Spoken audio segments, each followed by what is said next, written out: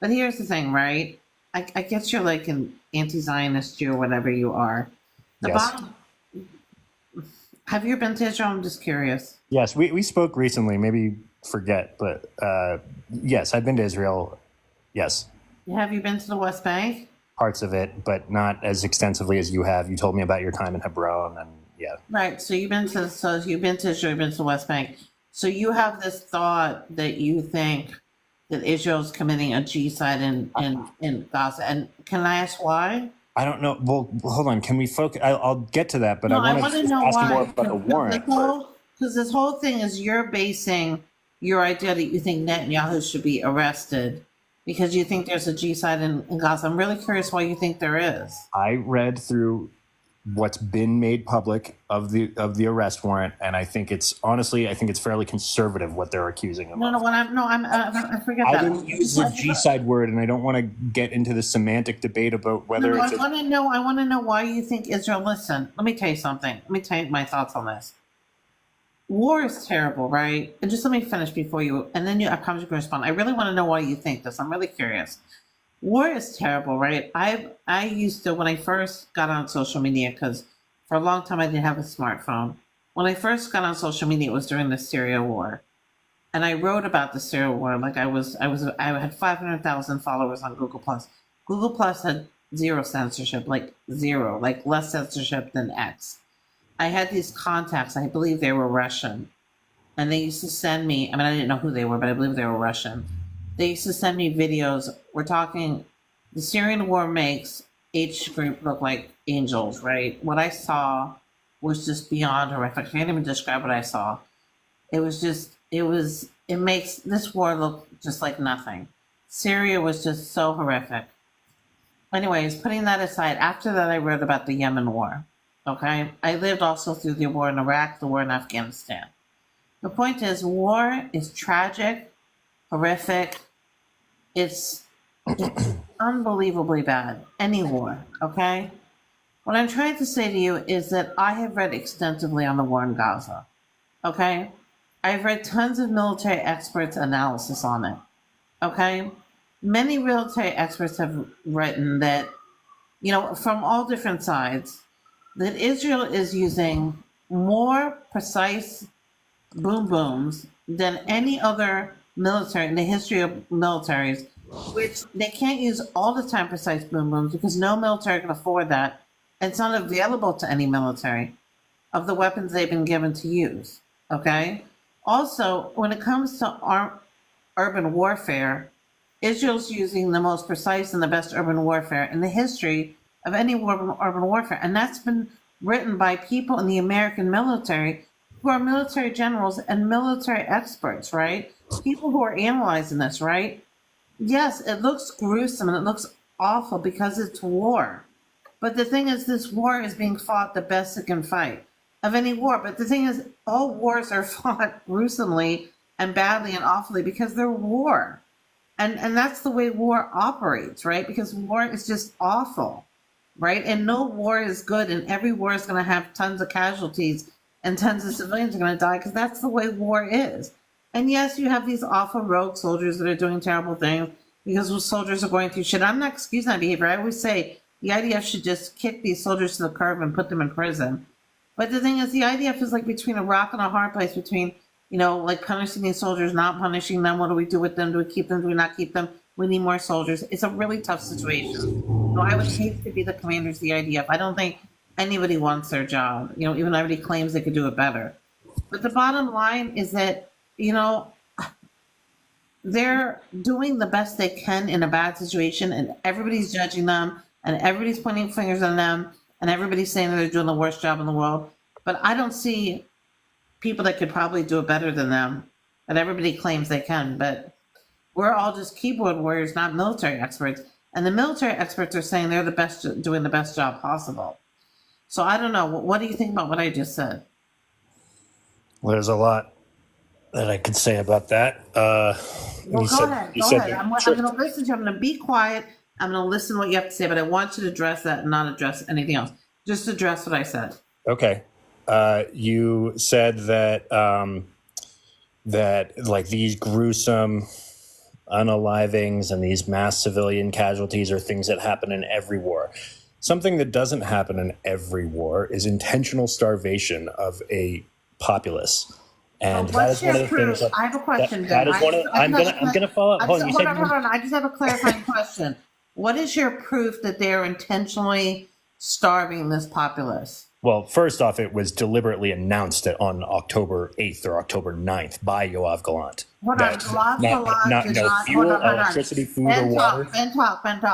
Gilad Gallant did not say, I'm intentionally starving the Palestinians. That's just fake news. He never said that. He didn't say in those exact words what he said. Not a single drop of fuel, food, water, or electricity is going to go in. He never said not a single drop of food. He never said that. You're just misquoting him. He never said that. What was the quote? He never said, that's not the quote he said. So what was the quote? He never, that's not the quote. He never said no food. And I what was the quote? I think he said fuel. He never said, they cut off the fuel because it was helping rockets. It was helping the rockets shoot at Israel. So you're just misquoting him. Okay. The bottom line is that Israel's been sending tons and tons of aid into Gaza. There's reasons why there's been more or less aid at different times, mostly to prevent armed groups like H Group from hijacking aid and stealing aid. But there's been continuous aid going into Gaza. Right now, there's 820 trucks on the opposite side of the border that's already in Gaza that humanitarian aid groups have not distributed in Gaza and waiting to be distributed by humanitarian aid groups in Gaza. So explain to me why those groups haven't distributed the aid and they're crying not enough aid is going in. So the thing is, like, I mean, Israel's letting aid come in and aid's just sitting there and it's not even being distributed. There's virtually every organization that is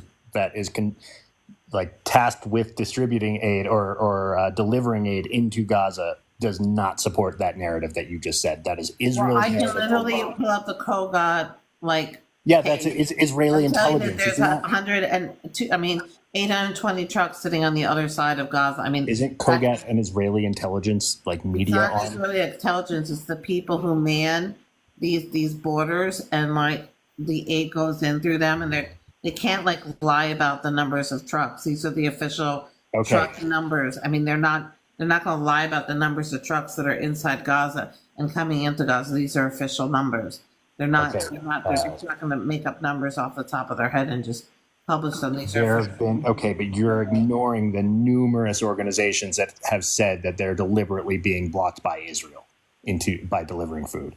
That's true. I mean, but what about the fact, again, you can't ignore the fact that there's 820 trucks sitting inside Gaza waiting to be distributed that are not being distributed.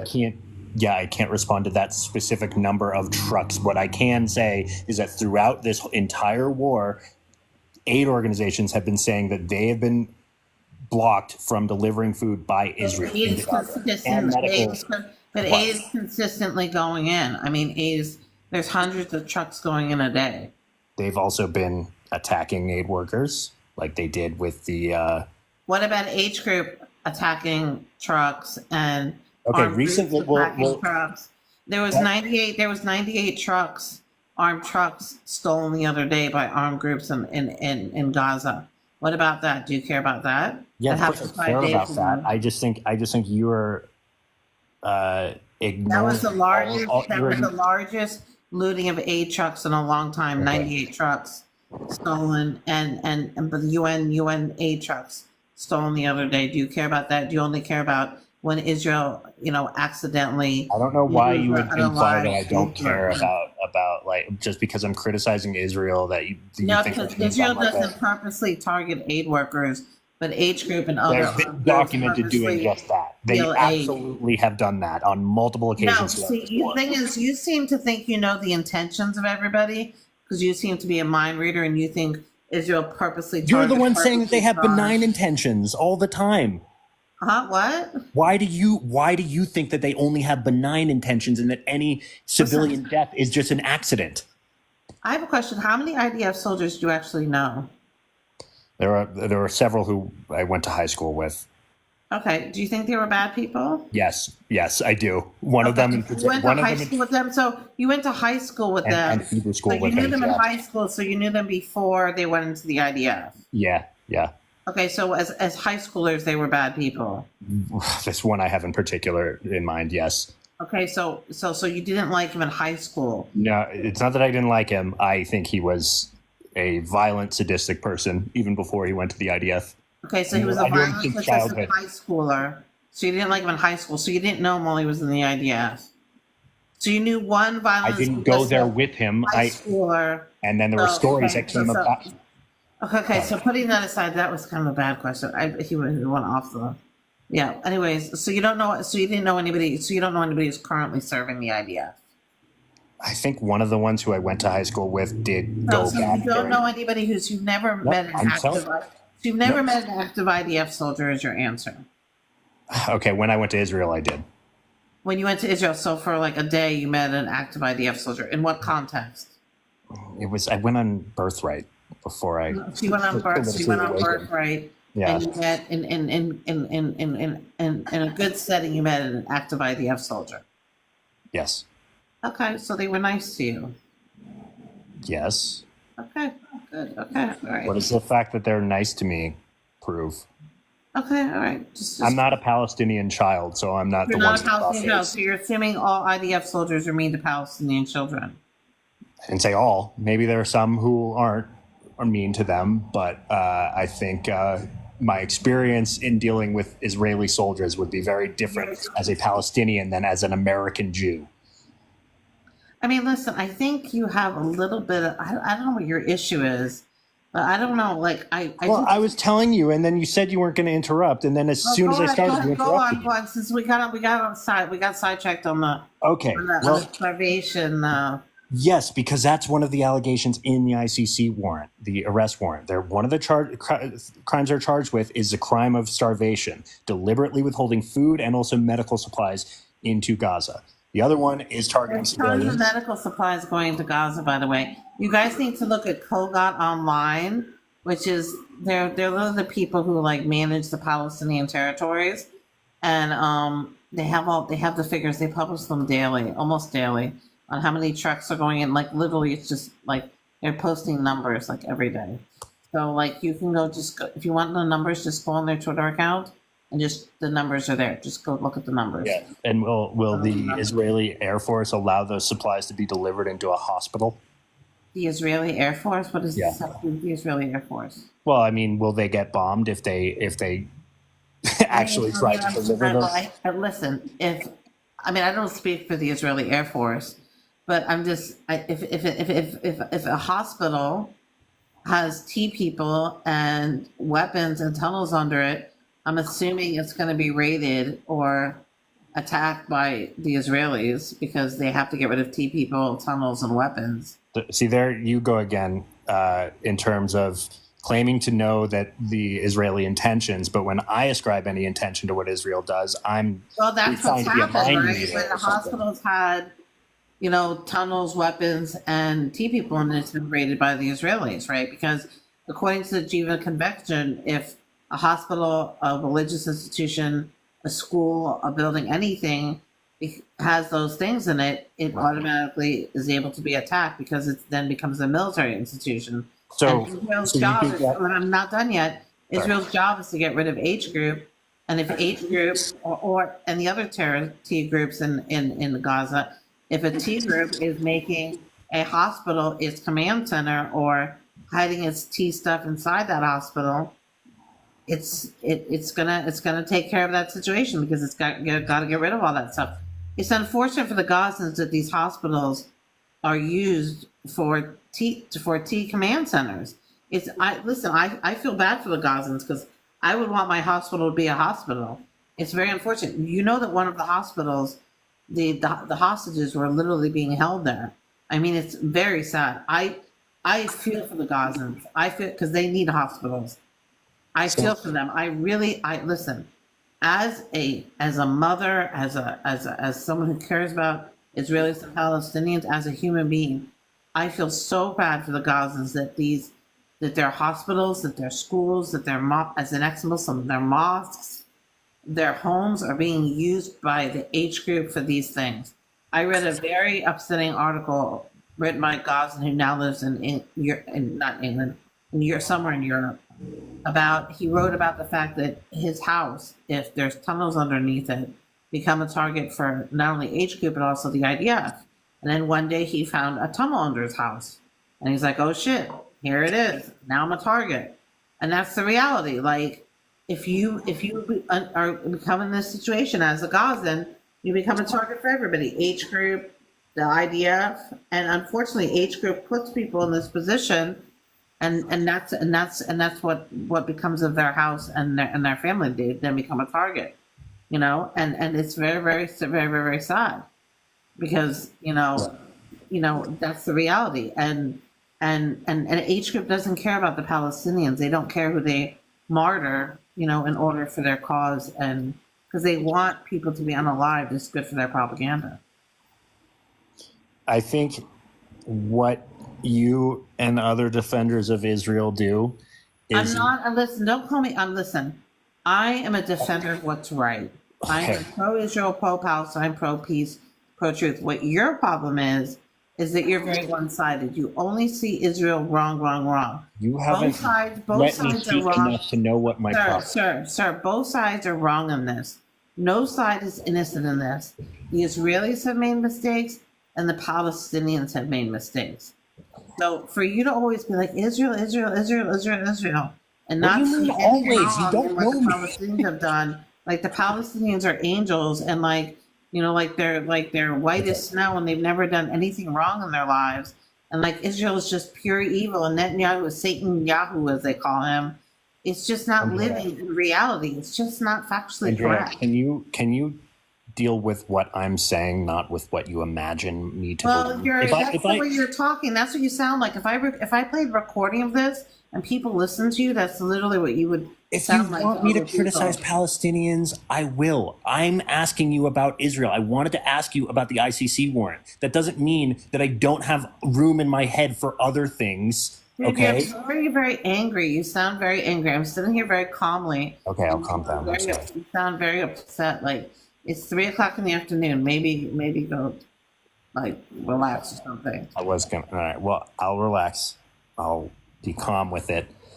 I'm not angry.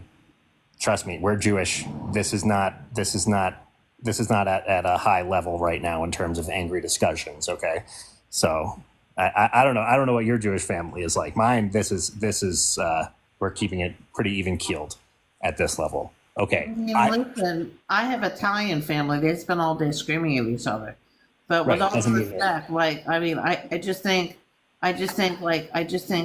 like to have calm discussions, because I just like to just keep it mellow. Okay. Right? I'm getting frustrated. Honestly, the war is going to be long, and I'm in it for the long haul, and I just don't feel like getting my blood pressure up. Okay. Well, I'll keep my tone calm going forward. And since you don't really care about Israel too much, I don't know why you're getting so excited about it. I mean, I don't care about Israel. Of course I care about Israel. I mean, you're so anti-Israel. You don't feel connection, do you? No, not anymore. Right. So why do you care? You don't feel connection. I have Israeli friends. You don't care. I care about the people. Listen, I mean, okay. I seem to struggle with getting a word in terms of my political views, in terms of why I believe what I believe. So maybe I'll give you a more personal answer. I have a feeling you're going to be dismissive about it with your war is hell answer, but I'll tell you anyway. But I have a friend who is a refugee from Gaza, and on the internet or in person? No, in person. She's a refugee from and I knew her long before this war. I knew she was Palestinian at the time. She hadn't gone into her personal background. But it's tough because I haven't gotten an update from her in a long time. She stopped posting about it, and I don't feel comfortable. Do you know her in person, or do you know her from Facebook? I know, we're coworkers. We work former coworkers. We stayed in touch. We're friends. Okay, so you're coworkers. We were coworkers, and we stayed in touch. We are friends. Okay. Okay. She has had and this number came from months ago, so I don't even know what the current number is. Over 120 people in her family were. I have a question. I'm always fascinated by this.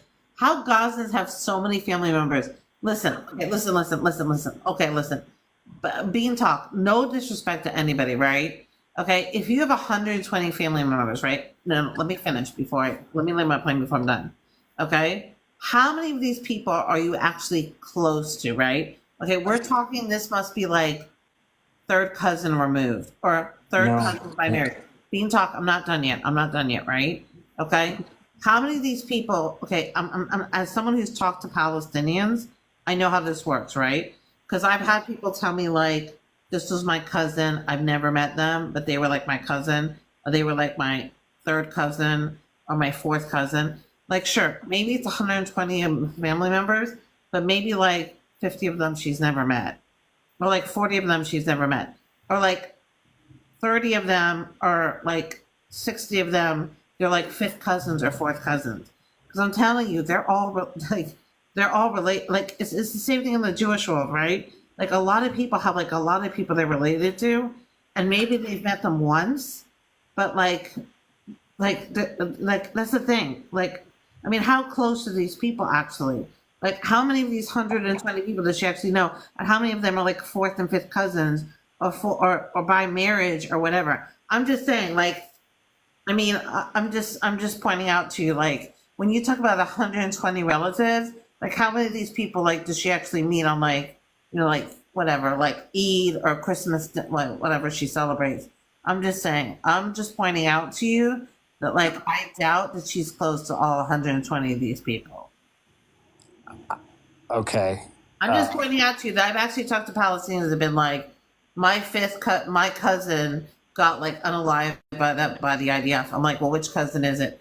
Oh, he's like my third cousin. Have you ever met him? No. I don't think you have to have some people you actually know and are close to, and I'm not doubting she's maybe close to like maybe 10 of those people, but all 120 of them, I heavily doubt. I heavily doubt she's close. Does that matter? Does that matter? Listen, there's been thousands of people been unalived by this war. But you're like, oh, it's 120 of her family members. Listen, I have a genie tree that has like, you know, like 100, 200 people on it. And yeah, they're like all my relatives. I'm not done, Brainy, I'm not done. I've not met any of these people, right? Except my children and like my immediate family, right? When they pass away, am I like sad? No, because I don't even know any of these people, right? They're just like my third cousin removed, and like my second cousin and my third cousin and like some aunt I never met. Like, does it really affect me? No, it has zero effect on me. Like, they're just someone on a genie tree. Like, with all due respect, like should you really be upset that these 120 people that she's probably never met are like have been unalived? Should you be sad for her? Be sad that maybe 10 people close to her or 5 people close to her got unalived. Not her third cousin once removed got unalived. Okay, let's see. I think you're making some ridiculous assumptions. I'm making a true assumption because I'm telling you she doesn't know 120 of those people. I'm doubting all 120 of those people are at her Eid gathering. I'm telling you, I know how this goes. I'm telling you. Andrea, I told you she's a refugee from Gaza, okay? So I don't know when she last was in Gaza to begin with.